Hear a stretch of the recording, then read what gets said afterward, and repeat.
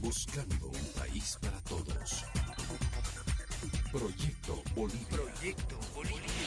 Un programa de radio con Samuel Doria Medina.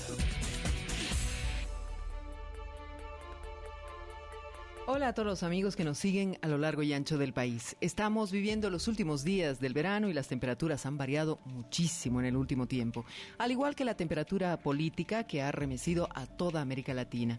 En este escenario comenzamos el tercer programa del mes de marzo. Samuel, ¿cómo estás? Bueno, un saludo a todos los oyentes que nos privilegian con su sintonía. Muy buenos días, Erika. Estoy tratando de asimilar todavía lo que está sucediendo en el continente latinoamericano. Cómo todos los gobiernos populistas que dirigieron nuestros países en los últimos 10 años están acusados de serios casos de corrupción. Estos últimos días el que más nos ha impactado es lo que está sucediendo en el Brasil. Este último fin de semana en Brasil se ha tenido una movilización de 3 millones de personas que se han reunido en diversas ciudades del Brasil pidiendo la renuncia de la presidenta Dilma Rousseff, protestando contra la corrupción. Y hemos escuchado, por ejemplo, en la BBC de Londres, cómo relataban que un manifestante, un brasilero llamado Alejandro Cortés, un ingeniero de 39 años en São Paulo, declaraba que quiere la destitución de la presidenta y que se llame a nuevas elecciones porque el voto presidencial del 2014 fue financiado con dinero sucio de la corrupción. 9 días antes de esta movilización ciudadana a la que te refieres, Samuel, el mundo quedó azorado cuando el expresidente Luis Ignacio Lula da Silva, quien era considerado uno de los líderes más respetados y queridos, fue apresado y conducido a celdas bajo sospechas claras de corrupción. El viernes 4 de marzo la policía fue a buscarlo hasta su casa, buscaron evidencias y posteriormente lo trasladaron a celdas para someterlo a un interrogatorio que duró algo más de 4 horas.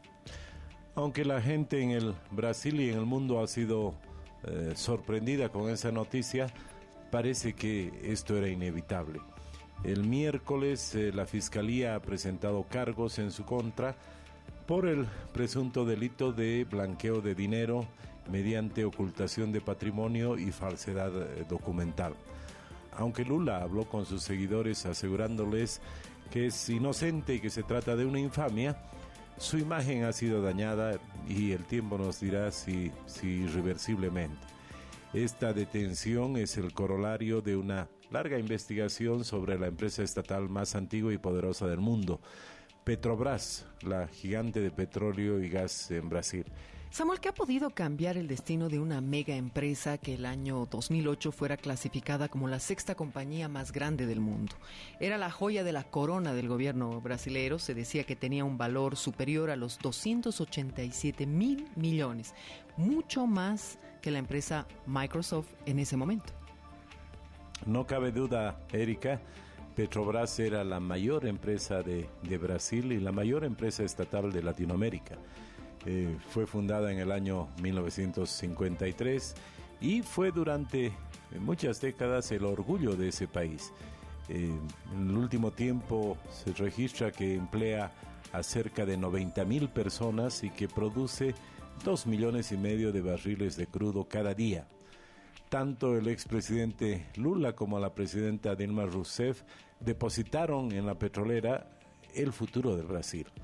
Tras el descubrimiento de nuevos yacimientos en aguas profundas del mar del Atlántico en el año 2006. Erika, ¿cuáles fueron las consecuencias del desvío de importantes sumas de dinero y tráfico de influencias? La operación Lava Jato, que significa lavar rápido, es el nombre que se le dio a esta investigación que se desarrolla en el país para develar las irregularidades de la mega petrolera. Los primeros datos que se dieron a conocer al gran público fueron en marzo de 2014 a raíz de la detención de 24 personas en varios estados de Brasil. Pero todo comenzó con la detención de un individuo, un cambista, un personaje conocido por la policía, se llama Alberto Youssef, que es, según la policía brasilera, experto en blanqueo de dinero. Tras su detención en marzo, llegó a un acuerdo con la policía y sus testimonios y los de otro colaborador importante con la justicia, un señor llamado Paulo Roberto Costa, que era director de abastecimiento de Petrobras, hicieron explotar el caso. Las declaraciones de estas dos personas involucradas hacen explotar el caso que sigue salpicando a muchos políticos brasileños. Samuel, propongo un paréntesis. Al regresar vamos a conocer qué partidos políticos brasileños se han beneficiado con esta red de corrupción alrededor de Petrobras y que han dejado al pueblo en este nivel de descontento. Regresamos, amigos, enseguida junto a Samuel Doria Medina para continuar hablando de Petrobras. Ya regresa Proyecto Bolivia. En Bolivia lo que necesitamos es gente especializada, es gente que trabaje, es gente que sea productiva con lo que le gusta hacer. Yo quería tener la línea de ropa, entonces empecé a trabajar con talleres, algunos talleres me engañaron, pero como mi sueño era tener la empresa, entonces decidí que tenía que mejorar y especializarme. Yo creo que el CITE es una gran ayuda. Los profesores son excelentes. Antes del CITE mis costos eran mucho más altos, mis precios no eran tan competitivos. Es bien importante enseñar a pescar y no dar el pescado. Y si queremos que nuestra Bolivia salga adelante, tenemos que generar trabajo y creo que esa es la mejor forma de generar. Yo la verdad estoy bien satisfecha y quiero agradecer a Doria Medina porque nos da la oportunidad de poder desarrollar nuestras habilidades y poder dar trabajo a otros. Síguenos en el Facebook Proyecto Bolivia, en el Twitter @Bolivia Proyecto o comunícate al WhatsApp 698 30 600. Mira el programa en el canal de Samuel en YouTube. Estás escuchando Proyecto Bolivia. Continúa al aire su programa radial semanal Proyecto Bolivia. Estamos conectados gracias a la cadena de radios que retransmiten este programa a nivel nacional. Nuestros oyentes paceños nos siguen a través de Radio Compañera 106.3, en Potosí Radio Collasuyo 96.3, en Santa Cruz Radio Amboró 89.5, los orureños nos oyen por Radio Coral 96.1, en la Calida Cochabamba nos siguen en Radio Ritmo 97.3, en Sucre Radio La Plata 99.7. Estamos con Radio Amboró desde Santa Cruz 89.5, en Tarija Nueva Andalucía, en Riberalta Radio La Selva y en San Borja Radio América Latina. Gracias a todos por acompañarnos. Samuel, retornemos al tema que hoy nos tiene sentados alrededor del micrófono, el caso bullado de corrupción de Petrobras. ¿Quién se benefició y cuánto le cuesta al Estado brasilero este desfalco? A ver, Erika, la pregunta cabal debería ser ¿cuánto dinero se desvió en este caso de corrupción? La Fiscalía de Brasil calcula que la cantidad total desviada entre el año 2004 y el 2012 asciende a 2.660 millones de dólares. El mayor escándalo de corrupción de la democracia brasileña. Pero ojo, las cifras pueden aún crecer debido a que la investigación está en curso. ¿Cómo funcionaba esa red corrupta si hay involucradas tantas personas, Samuel? Bueno, Petrobras licitaba grandes obras a empresas constructoras y de ingeniería brasileñas en aplicación de la política Compre Nacional implementada por Dilma Rousseff como ministra de Energía cuando Lula era presidente para estimular la creación de empleo. De los presupuestos de miles de millones de reales se desviaba sistemáticamente en sobornos un porcentaje cercano al 3% para empresarios y políticos. Posteriormente, el dinero blanqueado se reintroducía en el sistema mediante negocios de gasolineras, lavanderías u hoteles, y los presuntos delincuentes transferían sumas elevadas de dinero al extranjero a través de una red de más de 100 empresas que eran una fachada. y centenares de cuentas bancarias que despachaban millones de dólares a la China o a Hong Kong. Las compañías simulaban importaciones y exportaciones con el único propósito de recibir o de mandar el dinero sin que medie ningún comercio de producto o servicio. Esta red de corrupción alrededor de Petrobras aparentemente, de acuerdo a las informaciones que nos llegan, ha involucrado no a un partido, sino a varios partidos políticos del Brasil. ¿Es así? Efectivamente, la trama de financiación irregular de los partidos políticos en el Brasil afecta en principio a todos los partidos que están en el Parlamento. Directamente al gobernante Partido de los Trabajadores, el partido de Lula da Silva y de Dilma Rousseff, al Partido del Movimiento Democrático Brasileño, que es aliado del PT en el gobierno, y también al Partido Progresista, o PP, y este caso ha destapado prácticas corruptas extendidas desde hace muchos años en la élite política de ese país. No solamente los políticos actuales, aparentemente también expresidentes se ven involucrados en esta red de corrupción. Bueno, efectivamente, 4 expresidentes han sido salpicados por el caso de corrupción. Los expresidentes Enrique Cardoso, del Partido de la Socialdemocracia Brasileña, Luis Ignacio Lula da Silva, del gobernante Partido de los Trabajadores, Fernando Collor de Mello, actual senador del Partido del Trabajo de Brasil, PTB, ya está siendo procesado en un tribunal supremo federal, y la actual presidenta Dilma Rousseff, que también ha sido mencionada en los otros casos. ¿Hay ramificaciones internacionales? Desde luego, hay conexiones extranjeras en el caso Petrobras, y que se dice que son abundantes. En Estados Unidos, donde sus acciones se cotizan en la bolsa de Wall Street, es investigada por la Agencia de Control de la Bolsa de Valores, la SEC. Además, la policía ha encontrado en la casa de Alberto Youssef un listado de 750 obras, entre las que figuraban decenas de proyectos realizados en Latinoamérica. Parece que la corrupción no solamente abarcaba a Brasil, sino a obras de estas empresas fuera de Brasil. Las ramificaciones de esta investigación Lava Rápido llegan también al otro lado del Atlántico, concretamente a Suiza, donde se han desplazado investigadores del caso para rastrear esas actividades ilegales y especialmente buscar si hay cuentas cifradas en Suiza de los brasileros involucrados. Bueno, esto es realmente impresionante, pero ¿en qué medida esta investigación del Lava Rápido afecta al gobierno brasilero? A ver, Erika, creo que es importante recordar que la actual presidenta Dilma Rousseff fue ministra de Energía cuando Lula era presidente, y como ministra de Energía presidía el Consejo de Administración de Petrobras entre el año 2003 y 2010.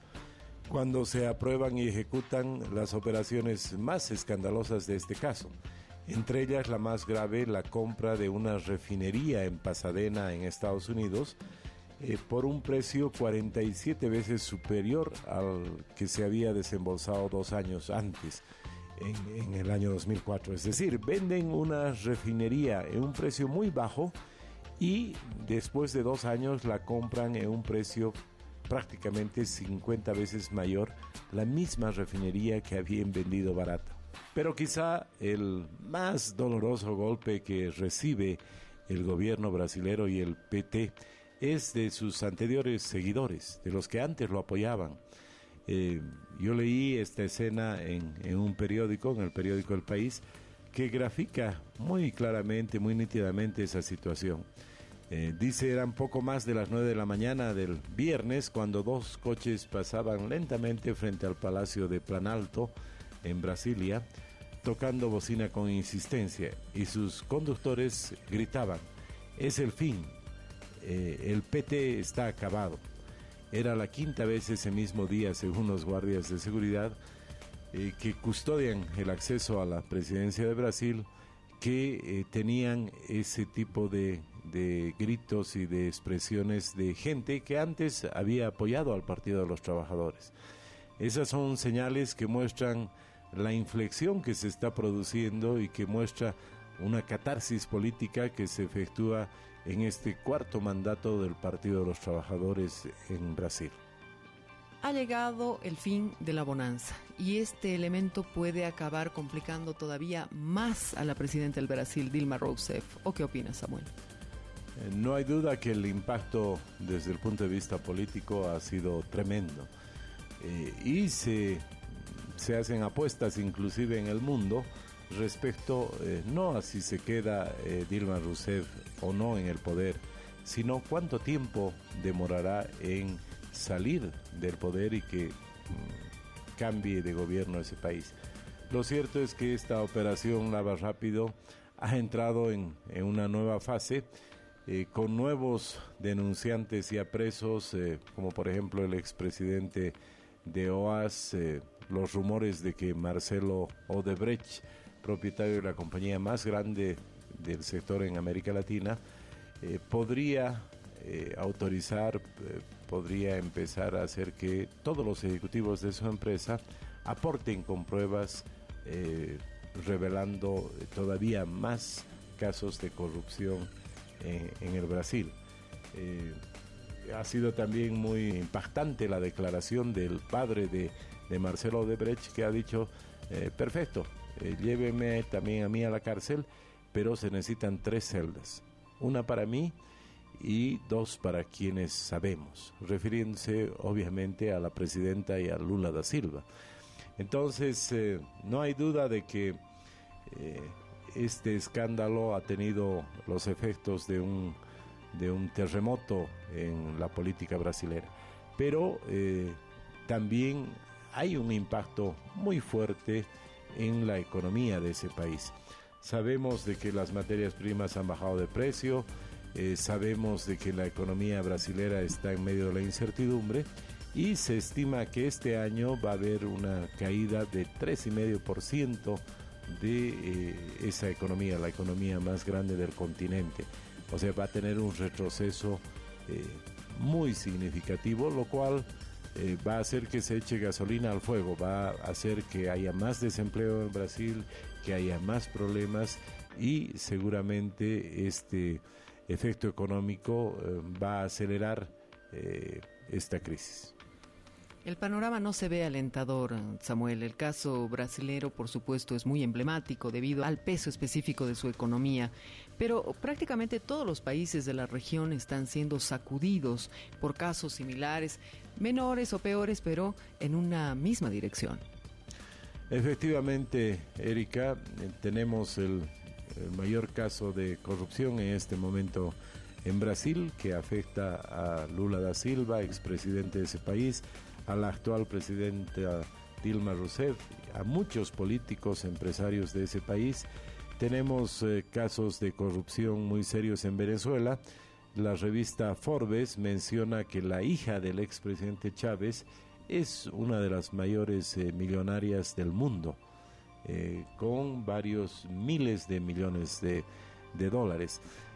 Sabemos que en Perú el presidente Ollanta está terminando su gestión en mala situación porque se acusa que su esposa, Nadine, recibió contribuciones ilegales de dinero durante la campaña. En Chile sabemos que la presidenta Bachelet está en un nivel muy bajo de apoyo debido a que su hijo es acusado de haberse beneficiado en la compra de unos terrenos y haberse beneficiado en varios millones de dólares, lo cual se considera un uso indebido de influencias. Y bueno, también aquí en Bolivia, el famoso caso Morales Zapata, donde todavía no se puede aclarar cómo la señora Zapata recibió contratos por 570 millones de dólares. Hay una comisión en el Congreso que en lugar de investigar pareciera que quiere lavar los trapos sucios del gobierno, pero cada día salen más informaciones de la implicación de esa red de corrupción en el gobierno. La última noticia que ha impactado en las últimas horas es cómo la señora Cristina Choque, una colaboradora de la señora Zapata, incrementó su patrimonio en 5 veces, en 500%. Ella había hecho una declaración de su patrimonio a la Contraloría, como todo funcionario público debe hacerlo, de que tenía un patrimonio de alrededor de 350,000 bolivianos, y el siguiente año revela que su patrimonio ha subido a 1.750.000 bolivianos, es decir, se multiplica por 5 mágicamente, y menciona en esa declaración que se compró un vehículo de algo más de $100,000. Entonces, el eslabón tal vez más débil al final de la cadena ha modificado su patrimonio en 5 veces. ¿Qué será lo que ha pasado con el patrimonio de los otros implicados y de muchos que todavía no se conoce y no han salido a la luz pública? Propongo una nueva pausa, Samuel. Me gustaría que cuando regresemos podamos hacer una dimensión de qué es lo que está ocasionando esta ola de corrupción en Latinoamérica. Hablemos, por supuesto, de cómo nos va en casa y, claro, ofrezcamos también algunas soluciones a este tema de la corrupción que parece ser invencible, al menos en Latinoamérica y en este momento. Amigos, no se vayan, ya estamos de vuelta. Ya regresa Proyecto Bolivia. Los bolivianos tenemos derecho a progresar. No la creía que yo podía hacer una prenda. ¿Te quita? Ahora ya la estoy vendiendo. Podemos producir más y mejor. Me ha dado la oportunidad de brindar una mejor calidad de mis productos. Con buenas máquinas, con computadoras y con capacitación, nadie nos podrá superar. Algo que sea boliviano, porque mi marca va a decir Made in Bolivia. Yo creo en ustedes. Yo creo en Bolivia. Con los CITES, nada nos va a detener. Síguenos en el Facebook Proyecto Bolivia, en el Twitter @Bolivia Proyecto, o comunícate al WhatsApp 698 30 600. Mira el programa en el canal de Samuel en YouTube. Estás escuchando Proyecto Bolivia. Y ya estamos de vuelta en la recta final del espacio. La corrupción parece ser un común denominador y parece estar incluso en el alma y cuerpo de cada una de las personas, Samuel. ¿Qué se hace para poder vencer la corrupción? ¿Qué podríamos proponerle al país?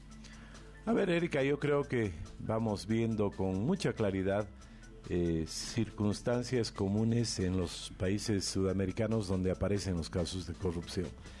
Primero, gobiernos que se quedan demasiado tiempo. En el Brasil es el 4º periodo del PT, o sea, allá son periodos de 4 años, han estado ya 8 años Lula da Silva, ha estado ya 4 años Dilma Rousseff y está en el 2º año de su 2º periodo. Entonces, cuando se mantiene el mismo partido en el gobierno por mucho tiempo, empiezan a aparecer estos casos de corrupción. Lo mismo en Bolivia. El presidente Morales ha terminado ya 10 años de gobierno, le restan 4 y se ha visto ese fenómeno que parece ser común en nuestro continente. Los gobernantes empiezan a pensar que son dueños del Estado, esa famosa frase de Luis XIV, de que el Estado soy yo, es real. Piensan que son dueños del Estado, piensan que no tienen que rendir cuentas a nadie y no es posible hacer buenas investigaciones. Tal vez la excepción en el Brasil, que tienen un poder judicial muy claro, muy firme. Pero en todos los países, Venezuela también, donde hay un gobierno demasiado tiempo, aparece la corrupción. Segundo, está el tema de la separación de poderes. Cuando no hay separación de poderes, cuando no hay un legislativo, cuando no hay un poder judicial independiente, es el mejor caldo de cultivo para la corrupción. Y tercero, el hacer estas compras, grandes compras estatales, creo que nos lleva al tema de fondo. Si es que no hubiera corrupción, Lo ideal pues serían las empresas públicas, pero justamente no hay empresas públicas en muchos países en el mundo porque cuando la propiedad es de todos y es de nadie, se genera la corrupción. El principal problema que se tiene con las empresas públicas es la corrupción. Lo estamos viendo en el caso de la empresa más importante y la empresa más prestigiosa de Latinoamérica, como era Petrobras, antes de caer en este muladar de la corrupción en el que está inmerso. ¿Las tareas que quedan hacia el futuro serán recuperar la institucionalidad, Samuel? Desde luego, ese es el tema fundamental. En nuestro país podemos hablar de cosas muy concretas. Por ejemplo, el hecho de que no hay ningún presidente de empresa, de institución, que haya sido nombrado por el Congreso como establece la Constitución. Todos son interinos y están temerosos de que no los ratifiquen día a día. Segundo, todas las compras que se hacen sin licitación, y que será motivo de nuestro próximo programa, justamente para poder ver por qué surge la corrupción en las compras estatales. Llegamos al final del espacio. Queremos decirles muchas gracias a todos los amigos que nos han acompañado. La próxima semana estamos de regreso con un nuevo programa, como bien anticipaba Samuel, referido precisamente a este tema que consideramos es central y debe ser atendido además con la mayor urgencia. Aprovecho para decirles a nuestros oyentes que nos esperen el jueves. Tendremos activada nuestra cadena de radios a nivel nacional para poder reflejar este espacio comunicacional. Gracias a todos. Gracias, Samuel. Nos vamos. Y bueno, amigos, me quiero despedir con una frase muy interesante que he encontrado, que la pronunció Lula da Silva hace más de 20 años, cuando él era un dirigente sindical de los trabajadores brasileños, y decía: los pobres, si roban un pan, van a la cárcel. Los ricos, si roban millones, los nombran ministros. Muchas gracias, amigos, y hasta la próxima semana. Viva mi patria Bolivia, una gran nación. Por ella doy mi vida, también mi corazón. Por ella doy mi vida, también mi corazón. Proyecto Bolivia. Proyecto Bolivia. Buscando un país para todos. Un programa de radio con Samuel Doria Medina.